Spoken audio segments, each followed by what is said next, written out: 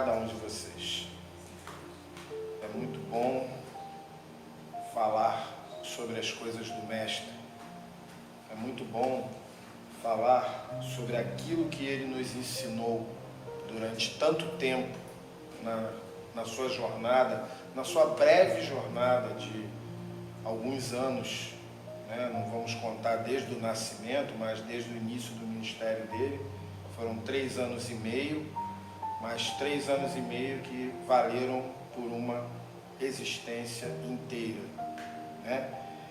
E por ser um espírito muito elevado, ele não podia falar da maneira como deveria falar. Ele falou da maneira que as pessoas precisavam ouvir. É como a gente sempre faz a prece aqui. Eu, normalmente, quando faço a prece, eu peço a Deus que me dê a capacidade de falar aquilo que as pessoas precisam ouvir, não aquilo que elas querem ouvir. Porque aquilo que elas querem ouvir é muito fácil, é muito tranquilo. Cada um vai puxar, né, como diz o ditado, vai puxar a sardinha para o seu prato, porque é muito mais fácil. E aí, nós vamos fazer algumas perguntas durante esse estudo, né? Onde você está plantando, ou seja, reflexões sobre a parábola do semeador.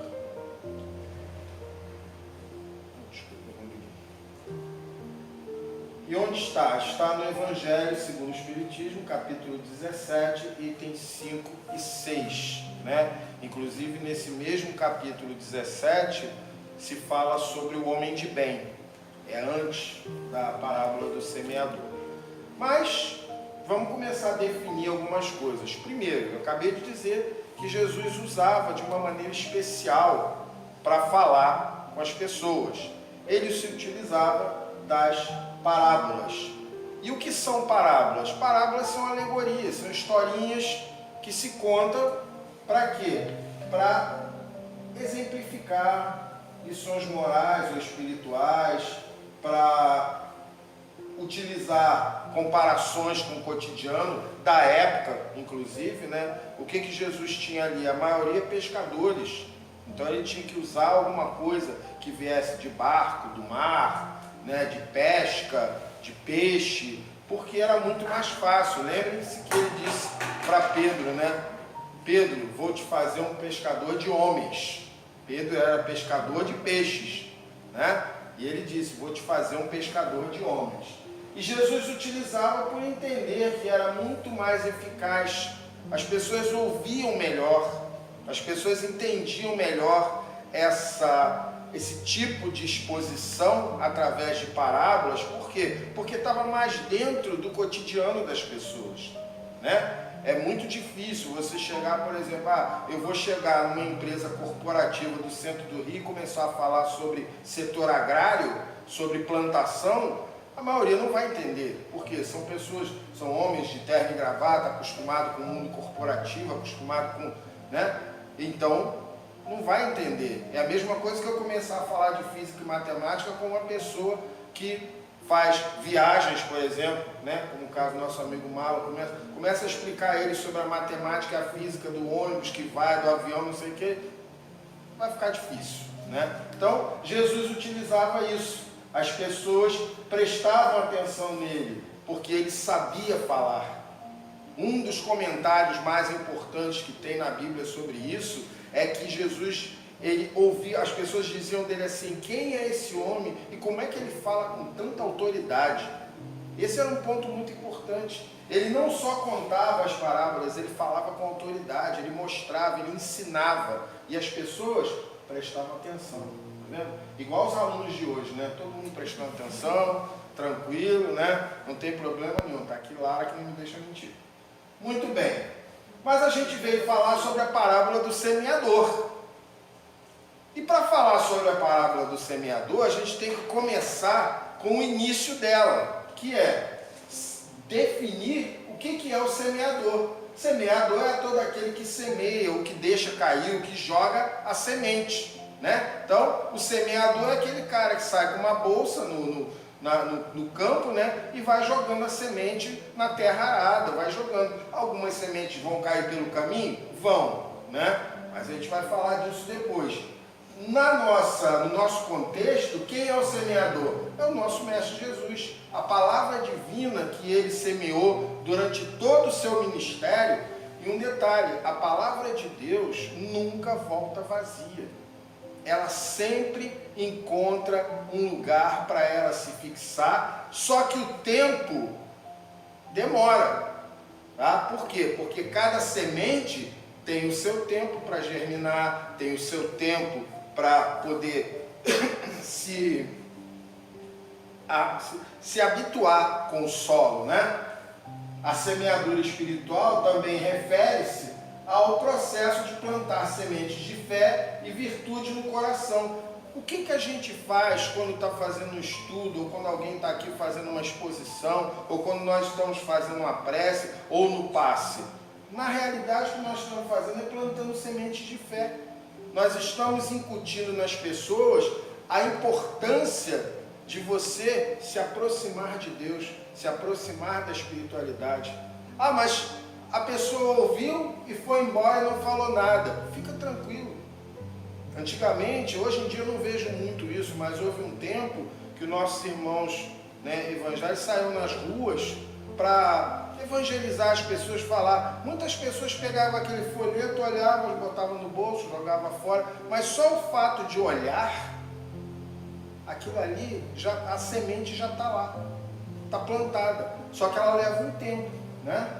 E também é um ato de generosidade, porque não beneficia só aquela pessoa que está ouvindo e nem aquela que está falando, mas beneficia também, ó, a alma e a própria comunidade, todo mundo, porque é um tipo de propaganda boca a boca. As pessoas vão falando uma com a outra. Ah, eu ouvi, olha esse negócio, o que você acha disso? Você acha que isso aqui é verdade? Você acha que você acredita nisso? Você acha que é importante? E as pessoas vão conversando, vão estudando, vão procurando pesquisar, e aí as coisas vão acontecendo. Então o semeador é esse cara, né? Tá vendo ali a figura, ele jogando a semente, é ele que deixa cair a semente, ou joga, ou ele semeia, ele vai mostrando, colocando a semente, né? Agora, já que a gente falou em semeador e em semente, vamos falar da semente agora, né? A semente, né? O semeador é todo aquele que semeia, ou seja, que deixa, que joga ou deixa cair a semente. E o que é a semente? A semente simboliza a mensagem do Evangelho, que é plantada nos corações daqueles que ouvem. Agora, semente, como eu disse, demora. Tem semente que é rapidinha. Semente de feijão, por exemplo, é rapidinho. Você planta lá, tranquilo. Semente de bambu chinês leva 9 meses para botar uma orelhinha para o lado de fora da terra. Fica germinando lá dentro, né? Aí de repente, quando você vê, ela começa a brotar, em 3 meses ela cresce quase 5 metros. Por quê? Porque é o tempo dela. Tamarindo são 60 anos. Você tem uma ideia, tamarindo, uma semente de tamarindo para virar um tamarindeiro bonito, 60 anos. Agora você imagina isso. Quando Jesus ensinava, ele mostrava o poder transformador que o Evangelho possuía para melhorar as pessoas, melhorar a vida física, espiritual. Por quê? Porque ouviam. Muita gente não está ouvindo. Sabe aquela coisa aquele ditado que as pessoas falam? Deus nos deu 2 ouvidos e uma boca. Para quê? Ouvir mais e falar menos. Né? Por quê? A gente precisa ouvir. Hoje em dia as pessoas falam tanto que não param para ouvir. As pessoas vão para casa, a maioria das pessoas que fazem isso, não estou dizendo que é um geral, mas as pessoas vão para orar, para fazer prece, mas não para escutar a voz de Deus. Não para escutar a espiritualidade ali. Simplesmente fala, que assim seja, graças a Deus, dormiu. Para 5 minutinhos. Mesmo que você esteja com sono, senta na cama, para 5 minutinhos para ouvir a resposta daquilo que você está pedindo, daquilo que você está precisando, ou daquilo que Deus está preparando em você para te falar em sonho, algum encontro que você precisa ter, alguma coisa. Mas para um pouquinho, entendeu? Faz a tua prece e para um pouquinho, para você poder entender que tem que ouvir, para poder praticar. a semente está sendo plantada. Ela precisa de um tempo de germinação, de maturação. Então agora a gente já pode falar sobre a parábola do semeador propriamente dita. É aquela que está lá nas Escrituras. Aquele que semeia saiu a semear. E semeando, uma parte da semente caiu ao longo do caminho. E vieram os pássaros do céu e a comeram. Outra parte caiu em lugares pedregosos, onde não havia muita terra. As sementes logo brotaram, porque carecia de profundidade a terra onde haviam caído.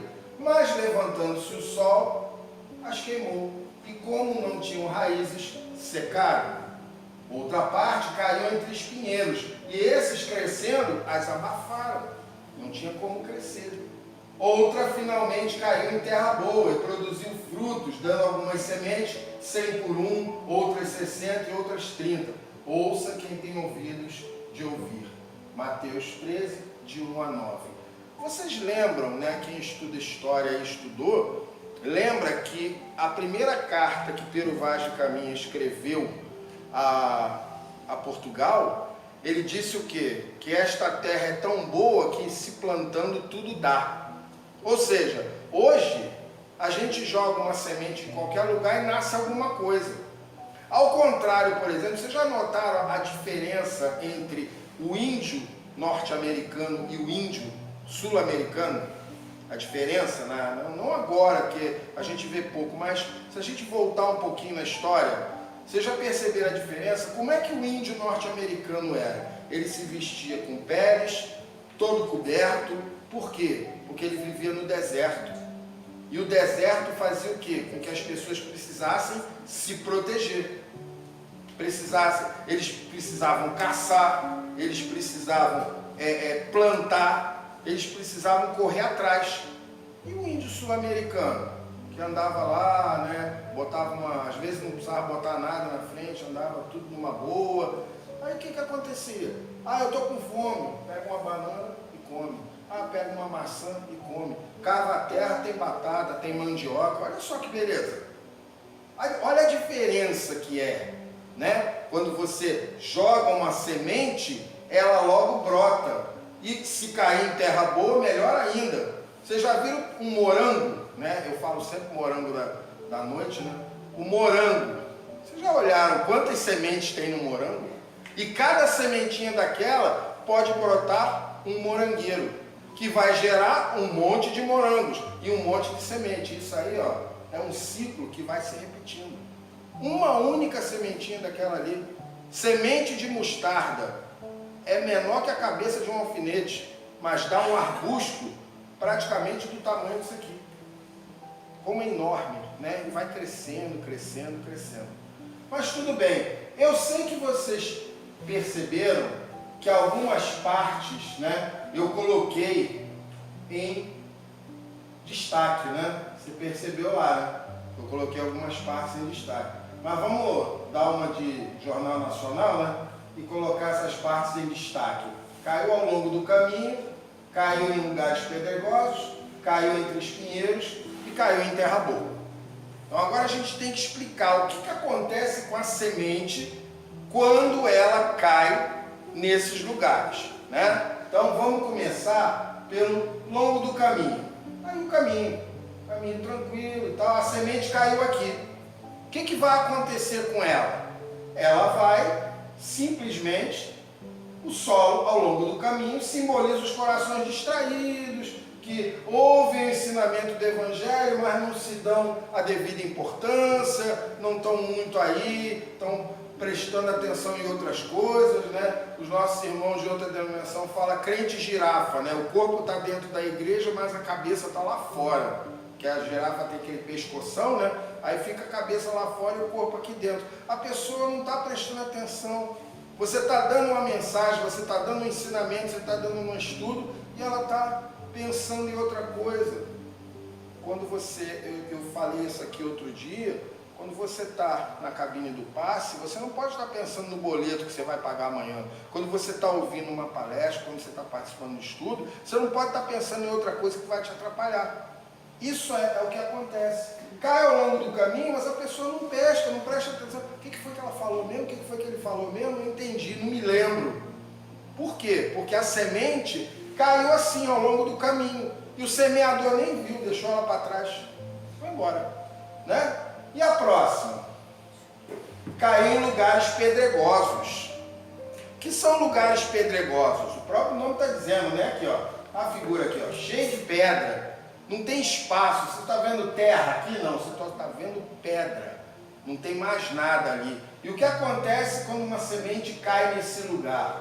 Olha só. Quando uma semente cai em solo pedregoso, não encontra força para germinar, porque a pedra não permite que esse processo se concretize. O que precisa para ela germinar? Sol e água.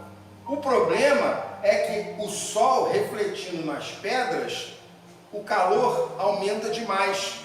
E aí sufoca a semente, ela não germina. A água desce direto, não fica, porque não tem terra, só tem pedra, então não tem como a semente germinar, não tem como ela se desenvolver, ela morre. O que significa isso? Um entusiasmo sem profundidade ou uma fé superficial que não resiste às dificuldades. A pessoa está bem, está tranquila, mas quando pinta uma dificuldade, um obstáculo, ela trava, ela não consegue, ou então ela abandona. Ah, não, isso não vai dar certo, não vou embora, não vou fazer isso não. Ou então aquele entusiasmo, a pessoa chega dentro da casa espírita, quer fazer tudo ao mesmo tempo. Ela quer limpar, lavar, polir, estudar, falar, quer fazer um monte de coisa ao mesmo tempo. E no final acaba não fazendo nada. Não estou dizendo que é errado ajudar não, gente, entenda isso.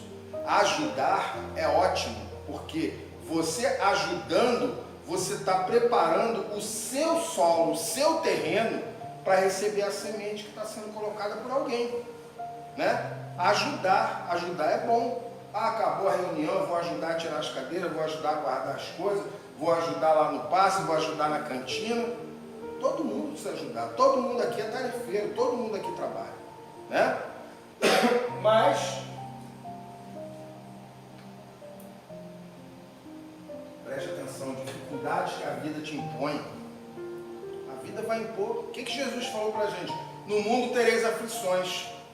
Ele não disse logo depois disso, não se preocupe porque eu estarei contigo, mas ele não disse que não ia ter aflição. Ele vai estar com a gente, ele vai caminhar com a gente. Aquela poesia de autor desconhecido, né, pegadas na areia. Pô, Jesus, na hora que eu mais precisei só tinha 2 pegadas. O que você fez comigo? O que você fez? Foi embora? Não, eu estava te carregando. Eu estava segurando você. Para quê? Por quê? Porque você precisava. Jesus nunca te abandona. Mas ele nunca disse que a gente não ia ter dificuldade, que a gente não ia ter tristeza, que a gente não ia ter aflição. Isso faz parte. Faz parte até para o nosso crescimento espiritual. A gente precisa passar por essas provações. Olha, provações. Vivemos num mundo de provas e expiações. Então a gente precisa passar por certas coisas. Para quê? Para a gente subir um degrau. Vocês acham que a mãe de André Luiz chegou lá naquele plano que ela estava, né? Numa boa, olha só, sou uma mulher legal, posso entrar aí, ficar aí? Não.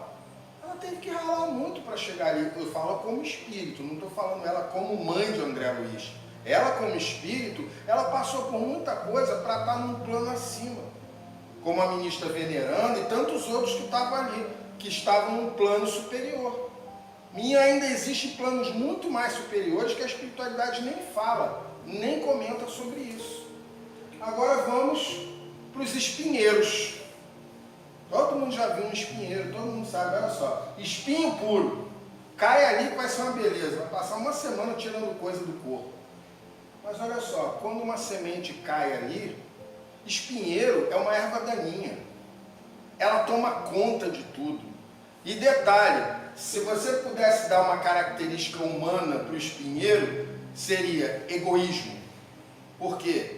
Ela não deixa ninguém ficar perto, não deixa ninguém crescer junto.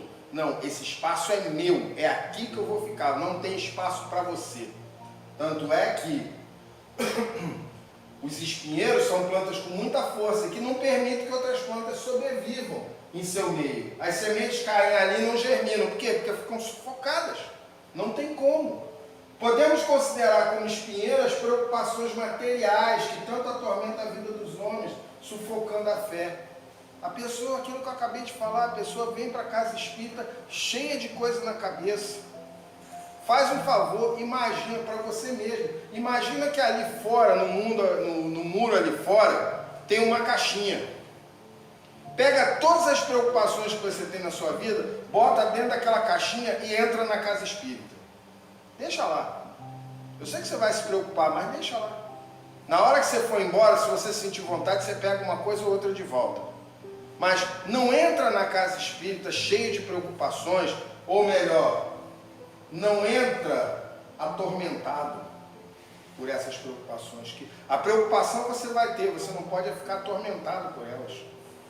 Eu estou desesperado, eu tenho uma conta para pagar amanhã, não tenho dinheiro. Calma, Deus proverá de alguma forma. Você tem fé? Você tem fé? Então, não é aquela fé dizendo assim, como tem gente que diz assim, Deus, eu preciso pagar essa conta amanhã. Você vai me arrumar esse dinheiro, não vai? Como se fosse um Deus empregadinho, um Deus office boy, qualquer coisa assim, né? Que faz tudo que a gente pede, na hora que a gente quiser, numa boa. Ele está lá sobre, vai, fala, estou ouvindo, vai, estou anotando aqui, fala aí, o que você quer? Não funciona desse jeito. Não funciona assim. Mas se você tem uma ligação com Deus, mas se você tem uma intimidade com Deus que é conseguida diariamente, através de prece, através de conduta, através de comportamento, o que acontece? Isso aqui vai sair da sua vida, essas preocupações materiais, esses tormentos, esse sufoco que você vive, ele vai diminuir. Acabar? Não sei. Depende de cada pessoa. Somos quase 8 bilhões de seres diferentes um dos outros, fora os que já desencarnaram. A prova disso, o nosso dedão e a nossa íris são totalmente diferentes, de cada um ser humano. Somos quase 8 bilhões, eu não estou nem falando do pessoal que já desencarnou. Todos diferentes. Como isso acontece? Não perguntem, porque eu também não sei. Agora chegamos na terra boa. Caiu a semente na terra boa. Olha que beleza de terra, ó. Toda aradinha, toda organizada, bonitinha ali, né? Pronta para receber a semente. E o que acontece? Nessa semente, quando ela cai, ela é propícia para o desenvolvimento. Aquela terra é boa, ela é propícia, ela vai germinar, a semente vai se desenvolver, que é uma beleza ali, ó. É só depositar a semente e deixar que ela vai. A terra é boa, a terra é fértil. Ela consegue fazer com que a semente não se sinta sufocada, que a semente não se sinta queimada pelo sol, que a semente não se sinta abandonada porque foi jogada no meio do caminho. Tá? Ali não, ela está no lugar certo. A semente do Evangelho, quando encontra corações abertos e receptivos, ela germina, ela produz flores. Caso vocês não saibam, né? Tá aí Larinha, que não vai me deixar mentir, porque ela assiste todas as aulas de biologia, que eu tenho certeza, né? Que ela sabe o seguinte, que para você ter fruto, você tem que ter flor, porque é da flor que se desenvolve o fruto. E para você ter flor, você precisa ter galho, você precisa ter folha, você precisa ter o quê? Uma semente que germinou e criou tudo isso, e aí produziu flores. Desculpa, apertei errado aqui. Esses frutos vão produzir sementes, que quando semeada em boa terra, produzirão mais frutos. E o que tem dentro dos frutos? Mais sementes. E mais sementes sendo plantadas, mais frutos, e assim vai propagando. Será que Kardec sabia disso quando ele começou em 1856, quando ele lançou o Livro dos Espíritos? Que essa semente que ele lançou ia propagar de uma forma tão absurda, das pessoas realmente verem. As pessoas estavam sedentas de verdade. Era exatamente isso aqui, a terra boa, né? Então vão produzir mais e mais frutos. Agora, tem uma pergunta que eu vou fazer para você, mas você não precisa me responder. É assim, ó. Olha só, vai aparecer ali. Como devemos proceder para nos tornarmos em terra boa? como é que a gente deve agir, como é que a gente deve proceder para que a terra que a gente está preparando seja uma boa terra para receber sementes. A gente precisa pensar nisso. Por quê? Porque nós somos uma geração que está precedendo outra que está vindo aí. As gerações que estão vindo aí precisam ser ensinadas, precisam ser preparadas, precisam ser treinadas. E o mundo do jeito que está aí fora, ele está doido para engolir essa galera. Para fazer o quê? Desvirtuar todo mundo. Mandar todo mundo para outro lugar. Você vê isso dentro de escola, você vê isso em tudo quanto é lugar. As pessoas não querem que, certas pessoas não querem que a palavra de Deus seja ouvida, lida, estudada, que o Evangelho, que outros ensinamentos sejam lidos, sejam estudados. Por quê? Porque vai manter a pessoa no caminho. Tem um livro que eu achei interessante. Eu não li esse livro, mas eu ouvi numa palestra e fui procurar. Chama-se, mais ou menos assim, O Diabo Ensinando o Seu Aprendiz. O livro tem uma coisa assim. E aí, numa dessas, o diabo fala para o aprendiz assim, claro que é uma fábula, eu estou dando só a explicação. Você quer manter as pessoas sob controle? Tire-as do passado. Mas, mestre, por que tirá-las do passado? Porque no passado elas poderão ver aquilo que elas erraram e vão tentar consertar. E também não mantenham elas no presente. Por quê? Porque o presente é o que elas estão vivendo agora, elas podem mudar e melhorar. Ah, então eu faço o quê? Mantenha-as no futuro. Mas por que no futuro? Porque não tem nada. Futuro é uma página em branco. Futuro não tem absolutamente nada. Então mantenha eles no futuro. Que aí eles não vão ter tempo de pensar nem no passado nem no presente.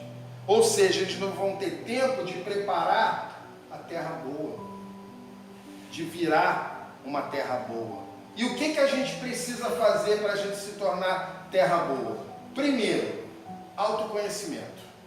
A gente precisa estudar. Está aí, né, os 5 livros da codificação. Todo mundo aqui conhece os 5 livros. É só estudar. A gente estuda aqui na casa, você pode estudar na sua casa, não tem problema nenhum. O Espiritismo nos ajuda a preparar o solo das nossas vidas para receber as sementes necessárias ao nosso crescimento e evolução espiritual. Está tudo lá. Está tudo lá. Você entende coisas, você consegue perceber coisas que estão acontecendo e que você não percebia. Por quê? Porque você estava sufocado com alguma coisa dentro de você mesmo que impedia de você fazer isso. Através do estudo, da prática, da vivência do Evangelho, podemos nos tornar bons frutos e semear a palavra de vida. Então, estudo, autoconhecimento, é isso que vai fazer você se preparar como boa terra para produzir o quê? Frutos e sementes. E que tipo de solo somos ou estamos sendo? Essa é uma pergunta muito importante. Qual tipo de solo que a gente é e qual tipo de solo que nós estamos sendo para as pessoas? Porque isso é importante, isso é uma coisa que a gente precisa analisar. Será que para o meu vizinho, para o meu colega de trabalho, para a pessoa que eu encontro lá na rua, né? Para as pessoas que quando eu vou, passo em algum lugar que as pessoas me conhecem, será que eu estou sendo um tipo de solo bom? Será que eu estou sendo um campo de espinheiros? Ou será que eu estou sendo um solo pedregoso? Eu estou aberto, eu estou receptivo às palavras, aos ensinamentos?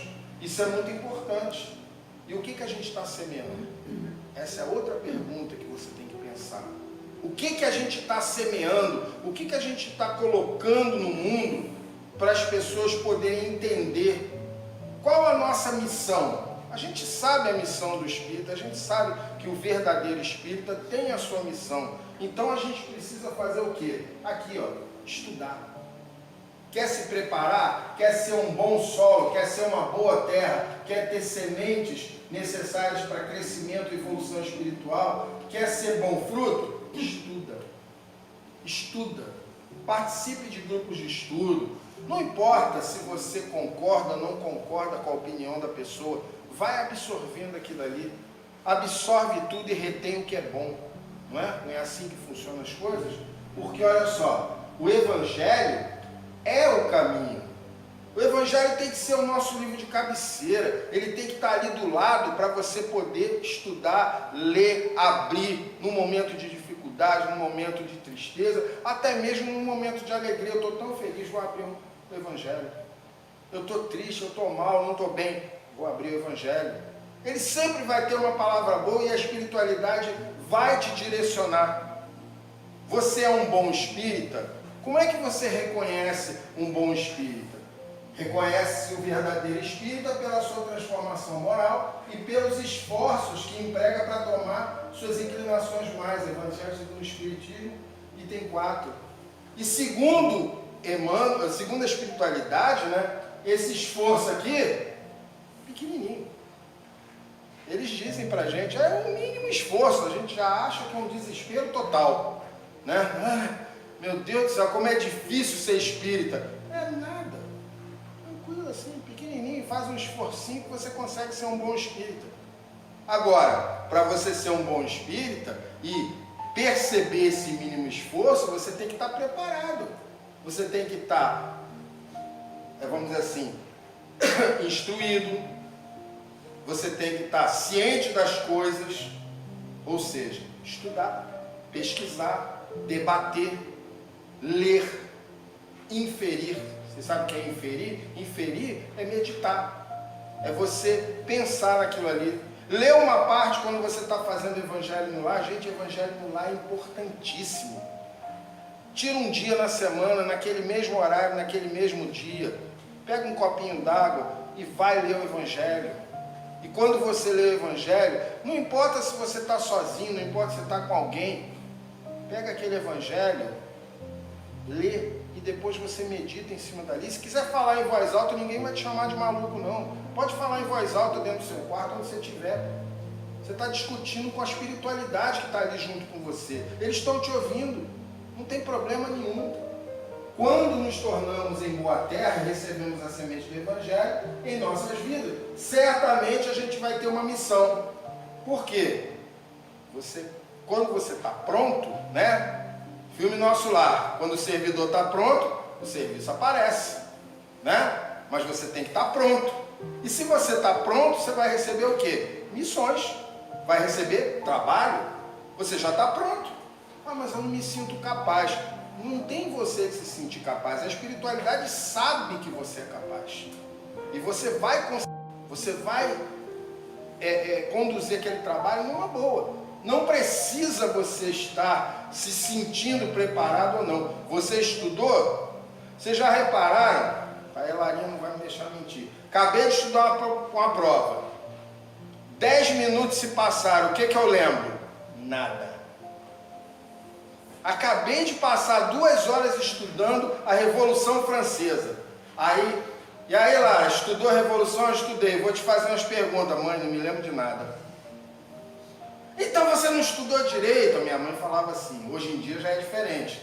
Porque as mães hoje em dia conhecem, né? Mas a minha mãe falava assim, então você não estudou direito, você não estudou nada. Só que a minha mãe não entendia que o nosso cérebro precisa de um tempo para armazenar as coisas, para fazer com que a informação desça no local certo, fique naquele ponto lá e você possa lembrar no tempo certo. Qual é o tempo certo? A prova que você vai fazer no dia seguinte. Então, acabou de estudar, não fica preocupado, vai dar uma volta, vai beber uma água, fazer qualquer coisa. A mesma coisa aqui, ó. Se você perseverar, está estudando, está se preparando, está fazendo tudo certo, se você perseverar na fé e na resignação, o que é resignação? É você aceitar as coisas como elas são, sem reclamar. Olha o nome, olha a palavra, reclamar. Você clama de novo, e de novo, e de novo, e de novo. Aí aquilo fica o quê? Mastigando dentro de você. Pode virar mágoa, pode virar uma série de problemas, tá? Mas resignação e perseverança ajudam a gente na nossa caminhada. Estudou, se preparou no Evangelho, está lá, veio para a casa espírita, fez a tua prece, se você sentiu vontade, recebeu o passe, tranquilo. Chega em casa, faz o evangelho no lar, não deixa de fazer uma prece antes de dormir, na hora que acordar, antes de entrar no seu trabalho. É muito importante isso. Outra coisa que precisa, transformação interior. Eu tinha falado do autoconhecimento. Agora a transformação do interior. Está vendo essa figura aqui? O que te lembra? É uma parábola também. Exatamente, Tia Lourdes. Parábola do bom samaritano. Rapidinho para a gente não perder muito tempo. Ah, o Beco gostou que eu chamei ela de Tia Lourdes. Aí olha só. Parábola do bom samaritano. Um homem foi assaltado, deixaram ele praticamente morto. Passou um sacerdote, olhou para ele, foi embora. Atrás do sacerdote, quem deveria ter vindo sempre vinha? O levita, porque o levita acompanhava o sacerdote. O levita olhou, nada. Aí passou o samaritano, deu água para o cara, botou ele no ombro desse burrico aqui, levou para a próxima estalagem e ainda falou com o cara assim: olha, cuida dele, vou deixar um dinheiro aqui e vou voltar daqui a 3 dias. Se gastar mais alguma coisa, eu pago. Poxa, que cara legal, né? Quem faria isso hoje em dia? Difícil, né? Que cara bacana. Só tinha um problema, ele era samaritano. E o cara que foi quase morto era judeu. E judeu e samaritano não entravam de jeito nenhum um para o outro. Não dava, não tinha como. Tanto é que eles se espantaram quando Jesus falou com a mulher samaritana. Até a mulher samaritana se espantou. Como é que você, sendo judeu, fala comigo que eu sou samaritano? Eles não se davam, entendeu? Eles eram igual cão e gato, não tinha como, tá? Eles não se davam. A parábola fala sobre o quê? Sobre perdão, sobre caridade, sobre amor, sobre transformação interior. Caridade, perdão, paciência são elementos indispensáveis para quem quer ouvir as palavras divinas e colocá-las em prática. Para quem recebe a semente e quer colocar isso em prática. Outra coisa, a iniciativa de fazer o bem é o primeiro grande passo para construir uma boa terra. Se você não fez o mal, segundo a espiritualidade, você não fez nada. Você fez mal para alguém? Não, eu não faço mal para ninguém. Eu não mato nenhuma mosca, eu fico com pena, tadinha, ela tem vida, né? Não mato uma formiguinha, afinal de contas ela tem uma família lá no formigueiro, coitada. Não é isso não.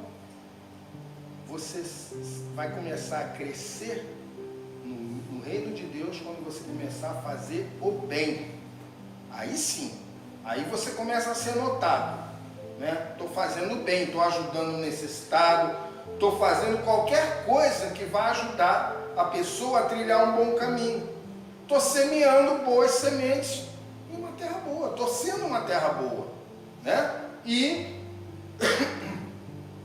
uma vez que a gente se torna uma boa terra, a gente está pronto para receber as sementes. Essas sementes vão crescer, vão germinar, vão se tornar bons frutos e vão começar uma nova semeadura, porque de frutos vem sementes e continua, é um ciclo, ok? E aí nós chegamos à nossa conclusão. O que nós entendemos até agora? Entendemos que ser boa terra significa ter um coração receptivo, honesto e bom, que ouve, compreende, guarda a palavra divina e a coloca em prática, resultando em frutos abundantes. Olha quanta coisa está inserida ali. Primeiro, coração receptivo. Estou pronto para receber as palavras divinas. Honesto, coração honesto, que não maquina o mal, que não pensa em prejudicar pessoas, que não pensa em enganar pessoas, né? O famoso dá uma volta nos outros, né? Outro, bom. Você não vai ser igual a Deus, soberanamente justo e bom, mas sendo bom, não fazendo mal, mas sendo bom, isso já está significando muita coisa. Ouve, compreende, guarda a palavra e coloca em prática. Olha só, ouve, compreende, guarda e coloca em prática. Percebeu? Ó, de novo. Ouve, compreende, guarda e coloca em prática. É exatamente desse jeito que você tem que proceder. Tá? E aí, você vai ser o quê? Frutos abundantes. Ok? Que Deus e a espiritualidade maior possam nos intuir e nos ajudar sempre a nos tornarmos a melhor boa terra que possamos ser, para que nossas sementes, ao serem semeadas, gerem bons frutos nos corações daqueles que precisam de auxílio. Esse é o meu desejo para vocês. Eu agradeço imensamente essa oportunidade que tive hoje, tá? Que Deus, aliás, eu não vou falar que Deus abençoe, não, vou deixar Ele falar. Que Deus o abençoe. Obrigado.